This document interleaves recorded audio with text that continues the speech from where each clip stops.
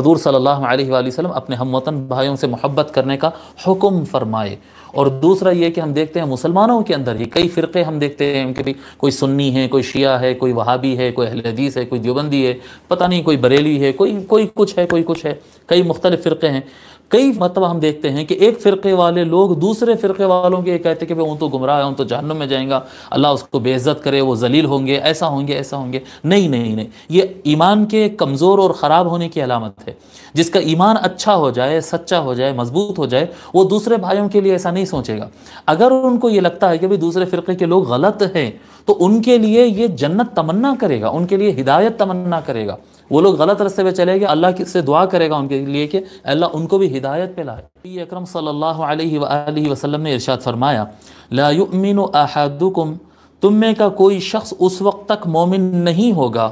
حتی یحب لاخیہ ما یحب لنفسہ، یہاں تک کہ وہ اپنے بھائی کے لیے بھی وہی چیز چاہے جو خود کے لیے چاہتا ہے۔ انسان جو خود کے لیے چاہتا ہے جب اپنے دوسرے بھائی کے لیے بھی وہی چیز چاہنے لگے تو سمجھ لینا کہ وہ اب مومن ہو گیا ہے۔ خود کے لیے اچھا چاہتے ہیں اور دوسرے کے لیے اچھا نہیں چاہتے ہیں، یا دل میں حسد پیدا ہوتا ہے کہ اس کو کیوں مل رہا ہے، مجھے کیوں نہیں مل رہا ہے، جی یہ صرف مجھے مل جائے باقی لوگ کو نہ ملے۔ اگر اس طرح کے خیالات من میں آتے ہیں تو اس کا مطلب یہ ہے کہ ابھی ایمان سچا اور پکا نہیں ہوا ہے۔ اور مسلم شریف کے الفاظ میں لجارہ کا ہے، یہاں پر لاخیہ جو ہے نا، حتی یحب لاخیہ، اخیہ کی جگہ، اخیہ کا معنی ہے اپنا بھائی، اس کی جگہ مسلم شریف کی روایت میں ہے لجارہ، یعنی لا یؤمن احدکم حتی یحب لجارہ ما یحب لنفسہ، اس طرح کے الفاظ مسلم شریف میں ہے۔ لجارہ کا مطلب اپنا پڑوسی، یعنی اپنا ہم وطن۔ تم میں کا کوئی شخص اس وقت تک کامل ایمان والا نہیں ہوگا جب تک کہ اپنے ہم وطن بھائی کے لیے، اپنے ہم علاقہ بھائی کے لیے وہی چاہے جو خود کے لیے چاہتا ہو۔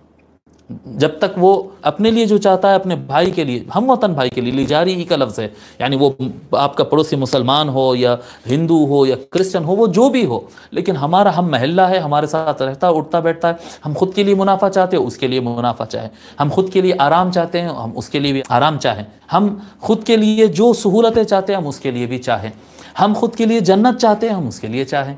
حضور صلی اللہ علیہ وآلہ وسلم اپنے ہم وطن بھائیوں سے محبت کرنے کا حکم فرمائے۔ اور دوسرا یہ کہ ہم دیکھتے ہیں مسلمانوں کے اندر ہی کئی فرقے ہم دیکھتے ہیں کہ بھی کوئی سنی ہے، کوئی شیعہ ہے، کوئی وہابی ہے، کوئی اہل حدیث ہے، کوئی دیوبندی ہے، پتہ نہیں کوئی بریلی ہے، کوئی کچھ ہے، کئی مختلف فرقے ہیں۔ کئی مرتبہ ہم دیکھتے ہیں کہ ایک فرقے والے لوگ دوسرے فرقے والوں کے کہتے ہیں کہ وہ تو گمراہ ہے، وہ تو جہنم میں جائیں گا، اللہ اس کو بے عزت کرے، وہ ذلیل ہوں گے، ایسا ہوں گے، ایسا ہوں گے۔ نہیں نہیں نہیں، یہ ایمان کے کمزور اور خراب ہونے کی علامت ہے۔ جس کا ایمان اچھا ہو جائے، سچا ہو جائے، مضبوط ہو جائے، وہ دوسرے بھائیوں کے لیے ایسا نہیں سوچے گا۔ اگر ان کو یہ لگتا ہے کہ دوسرے فرقے کے لوگ غلط ہیں تو ان کے لیے یہ جنت تمنا کرے گا، ان کے لیے ہدایت تمنا کرے گا۔ وہ لوگ غلط راستے پہ چلے گئے، اللہ سے دعا کرے گا ان کے لیے کہ اللہ ان کو بھی ہدایت پہ لائے، نہ کہ یہ کہے کہ وہ جہنم میں جائیں گے، ذلیل ہو جائے ان کی جماعت، ان کو برباد ہو جائے، جوتے پڑے اچھا ہوا ان کو۔ یہ ہم سنتے آئے دن، اٹھتے بیٹھتے ہم یہ باتیں سنتے ہیں، یہ بالکل غلط ہے۔ جب ایمان قوی ہوتا ہے تو خود کے لیے جیسا جنت چاہتے ہیں ویسا دوسروں کے لیے جنت چاہو، خود کے لیے جیسا اللہ کی رحمت اور مغفرت چاہتے ہیں، ہدایت چاہتے ہیں، ویسا دوسروں کے لیے چاہو، چاہے وہ آپ کا بھائی ہو یا اپنا ہم وطن بھائی ہو۔